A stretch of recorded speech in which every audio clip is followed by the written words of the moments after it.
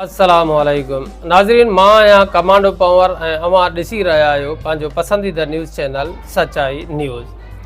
नाज़रीन, मदई जी मावा खे अहम ख़बर ॾींदा हलूं त मदई जी थाणे जे हद में वाक़ियो ॻोठ जिंदोदेरो जे में सखर लाड़काने मेन रोड तां अनीस भुट्टो जे बर्फ़ शाप तां नामालूम चोर सरकारी ट्रांसफार्मर लाहे फ़रार थी विया आहिनि।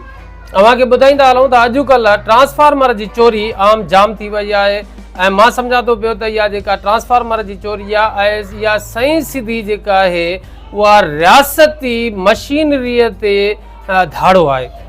हिन वक़्तु जेकॾहिं हिकिड़ो आम माण्हू त हर जॻह ते लुटिजे थो फुरिजे थो, माण्हू न रस्तनि ते महफ़ूज़ आहे, न घरनि में महफ़ूज़ आहे, न कंहिंजा कारोबार महफ़ूज़ आहिनि। कारोबार दुकाननि जा ताला टोड़े चोरी कई थी वञे। ग़रीब माण्हू जेकॾहिं हिकिड़ो सनो सुको कारोबार करे थो त उन सॼे कारोबार खे ॿुहारी ॾेई चोर हलिया था वञनि।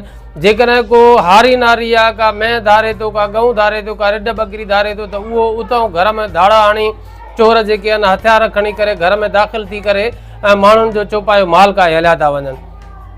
जेकॾहिं माण्हू रस्तनि सां घुमे थो पियो त रस्तनि सां वेंदे मोटरसाइकिलियूं माण्हुनि खां फुरे वञनि था, मोबाइलियूं खसे वञनि था, पैसा रोक रक़म फुरे वञनि था। जेकॾहिं को हल्को फुल्को कारोबार माण्हू आहे, को गाॾी काए वञे थो, 5-8 जेके कारोबारी माण्हू आहिनि गाॾी काए को सामान वग़ैरह जेका वठणु वञनि था त रस्ते में पूरी गाॾी जेको आहे त उघी वञनि था।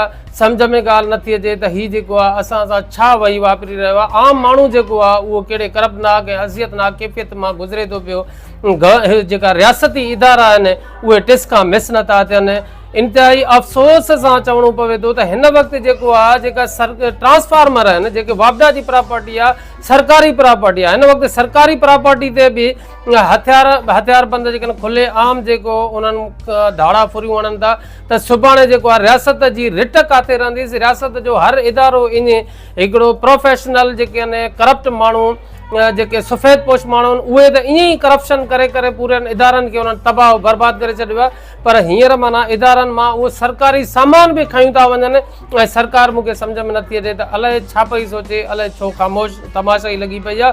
हिन वक़्तु जेके आहिनि ट्रांसफार्मर जी चोरी आम जाम थी वई आहे। मां तव्हांखे ॿुधायां ट्रांसफार्मर में आहे छा, इन में बि का वॾी शइ आहे ऐं मां सम्झां थो पियो त इहो आम जेको आहे चोर अनाड़ी ॻोठाणो को माना जेको आहे न करे सघंदो हूंदो, हीअ को प्रोफेशनल धाड़ियल आहिनि। ट्रांसफार्मर में मटीरियल आहे अंदरि उहो को इलेक्ट्रिशियन माण्हू आहे जेको उन्हनि मां नट बुल्ट खोले करे पूरी तार जेका आहिनि कोयलनि जा कोयल कढी वञनि था ऐं उहे दुकाननि ते परचेज़ कनि था। जीअं हिकिड़ो आहे कबाड़ियुनि जा दुकान खुलियल आहिनि त कबाड़ियुनि जे दुकाननि ते बि का नज़रदारी नथी कई वञे। उहे हर आम माण्हूअ जो जेको सामान हीरोनी या चोर खणी वञनि था उहे कबाड़ी उन्हनि खां आसानी सां ख़रीद करे लिकाए छपाए ट्रकनि में भरे ऐं परे परे वॾनि शहरनि में खपाए छॾनि था।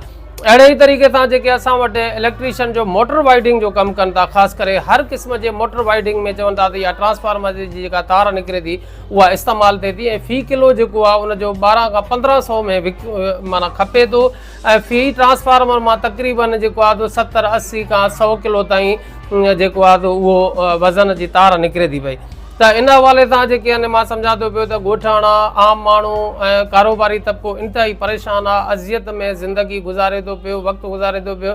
ऐं असां गवर्नमेंट ऑफ सिंध खे उन सां गॾु पुलिस डिपार्टमेंट जे आला अमलदारनि खे अपील कंदासीं त ख़ुदा माना इन तरफ़ तवजो ॾियो। ग़रीब माण्हू जेके आहिनि ॾाढो परेशान आहिनि, सुख जो साह नथा खणी सघनि ऐं पुलिस जेको आहे मुकमल अमन क़ाइमु करण में नाकाम ई आहे।